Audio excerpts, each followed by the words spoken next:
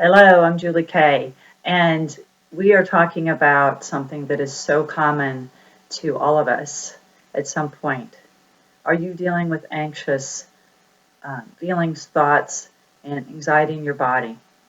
Oh, Julie, just tell me how to get rid of it. I think the more desperate we are to get rid of it, whether it's our heart pounding, our body shaking, worry, fear, overwhelm, uncertainty, all those different things. And by the way, that's talked about on last week's video, which is part one of this little mini series that we're going to do for 3 weeks. So watch the video if you haven't. And so if you're experiencing that, you just want it to stop. Today, we're going to talk about the second principle of how to help with anxiety, and that's that you have to accept it. So that can sound totally opposite of what you think. Just help me to get rid of it. And that is probably why you're experiencing it such a high amount of it, or could be part of the reason why is because you're just trying to get rid of it and you're not dealing with it. You're not accepting it, you're not admitting it, and therefore you can't deal with it because of that. So the best thing you can do is to embrace it. Accept it, admit it, embrace it. Embrace sounds even more extreme. But that's when you stop fighting it, and then you can find solutions and learn the triggers, become discerning about what triggers you to get anxious, which can help. Not that we can always eliminate it, but that lets us be prepared for it and our responses to it and so on. So I want to refer to something that Gary Rowe said recently in one of his videos, and that's it's best to just say this: I'm anxious right now. Oh, I'm anxious. I realize I'm anxious right now, and it's okay. You're not crazy. You're not abnormal. In fact, the anxiety really is an alarm system of sorts going off to tell you that something's not right, or to remind you it might be something from the past that you think is going to happen. It's not always founded in reality, but it is an alarm system. So it can be a helper. Some people even say it can be a friend. So what he suggests is called AIR, A-I-R. Acknowledge, A for acknowledge. And that, if you look up the word acknowledge, it means to accept or admit. And then to identify it, which can, other synonyms to identify is to recognize, and especially recognize the thoughts behind your anxiety. That's really helpful and really important, because then you can work on what's going on with the thoughts and either change your thoughts or help your circumstances to change based on that. So also identify can be to recognize it, to observe it. Observe it is another thing. So, and then R is release, express what's behind it. To release it, to let it go. But in order to let it go, you have to do the acceptance and the kind of identifying what's behind it, what's going on, and the triggers, etc. So then you can release it. Okay, and with that, I want to move into my verse today, because one of the popular verses that can play into this, and then I'm going to have another one next week, kind of dissecting, does the Word of God contradict? Because when I looked up the acceptance of anxiety in Google, there's a lot of articles on that, a lot of backing to that is very necessary to accept it, embrace it, admit it, not just fight it and try to push it away, which can make it worse. So here's my verse. There'll be a little debate here, but it is 1 Peter 5:7, which says, "Cast your cares or anxieties on the Lord, for he cares for you." To cast is to toss, to throw, to set something down. Different ways of putting the word cast that comes from that Greek word. Your cares is also anxieties and cares. When you go to the Greek word and you look that up and on Google, in lexicon, it shows that care and anxiety are both ways to translate that, the word, that the Greek word used there. So anxiety or cares, cares can just be anything we're concerned about. Anxieties is when it becomes manifested in our body in a way. So, but both of those are what that verse is saying. Cast your cares on the Lord, for he cares for you. Cast your anxieties on the Lord, for he cares for you. So I do sign language, and I interpret scripture and use it in music. So I notice when I see that for he cares for you, that's like signing the word why. You would sign the word why there. Why? Like cast your cares on him. Why? Because he cares for you. So I just want to emphasize that. Why is it good to cast your cares on him? Because he cares for you. And because God is trustworthy, reliable, faithful, and many other characteristics if you don't know that already.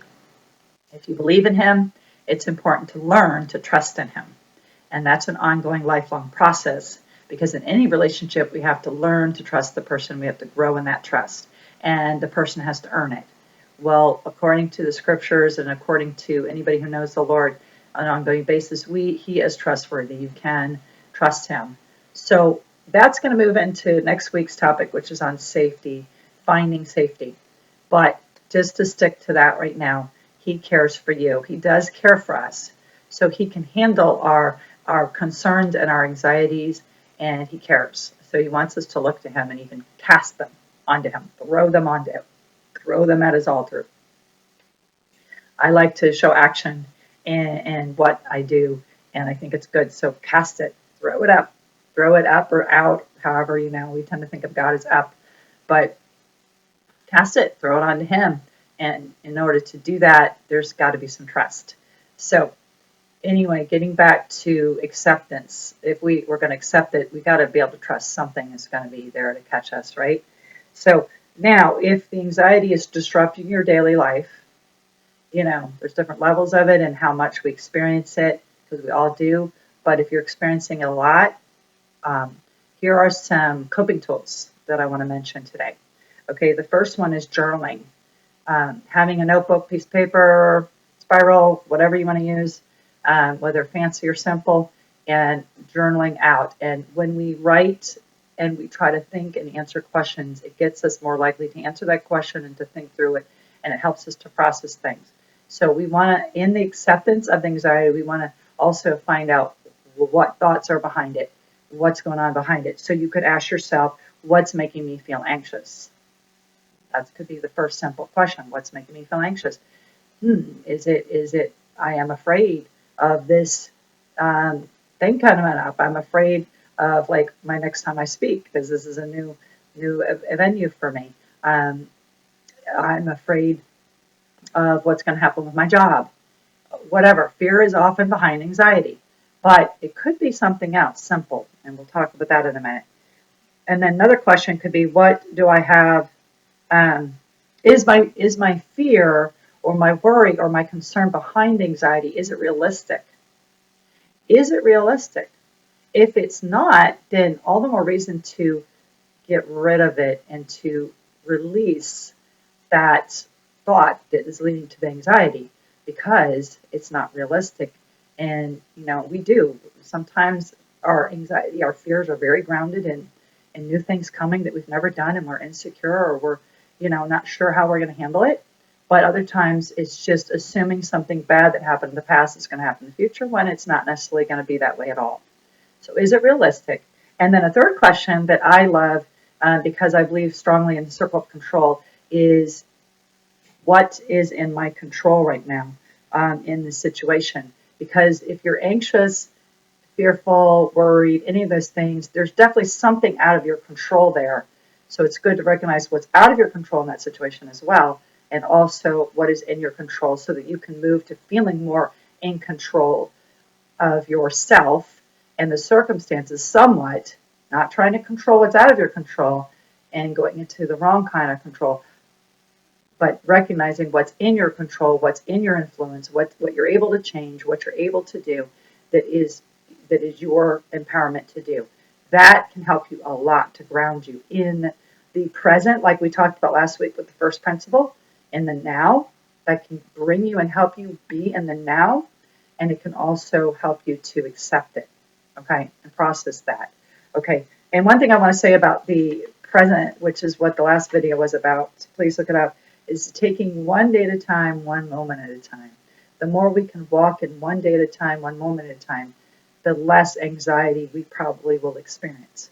That is not to say we don't plan, but it is to say, especially when we are struggling with anxiety, when we slow down and we be in the now and take it just today and not try to jump ahead too much, which can overwhelm us and cause us to be anxious, and live in one moment at a time, even, that can help reduce the anxiety and the symptoms of the anxiety. So, another thing with journaling, again, there's a lot that can go into that. And if you want to coach with me, I can teach you more about that because that is so powerful. Another thing is do something physical. Now, it could be exercise because they say exercise, even Garrett was talking about that. Exercise immediately releases and helps us to work on our emotions and calms us down. And so, exercise, movement, it could be doing relaxing, stretching, breathing, deep breathing, and stretching and relaxing, and yoga stretching, any of that kind of thing. Because that's something you would need to learn, and we all need to move and exercise because that does help us deal with stress, which anxiety is often produced by stress, and when we're anxious, that causes stress. So, physical exercise is so important, but also maybe you do need to just do that stretching, calming, put on some calm music, deep breathe. Maybe that's where you need to go to calm yourself down in that situation. So do something physical. Okay, another one is to make sure your basic needs are met. Just last week, I don't deal with anxiety near as much as I used to, but I used to on a lot. And a lot of it was stress-based with my kids and tensions and things like that. But I was experiencing it, and I had to stop and realize that I had not had a day break at all, and I'm not used to that. And it was stepping into new things. I was doing vending opportunities and just new things I was doing, and a lot, and I didn't have a day break, so my body was feeling anxious. So that was a physical need for me to take a day of rest. And I wasn't able to within that week, but I took a little more breaks on a couple of days. And then when I had that break, it really, really, really restored me, and I was okay. So make sure your basic needs are met, because if you're not drinking enough, you're dehydrated, you're not eating regularly, you're not sleeping, you're going too much. All of that definitely can produce anxiety. And with that, being in touch with making sure all your basic needs in life are met and going and doing that if you haven't, or bringing that adjustment as quick as possible to get the rest you need to, whatever it is. But with that, you also want to ask yourself what's most important. So that both of those kind of go hand in hand. That, what do I need? What's most important right now? Is it most important that I get this task done that I really want to get done?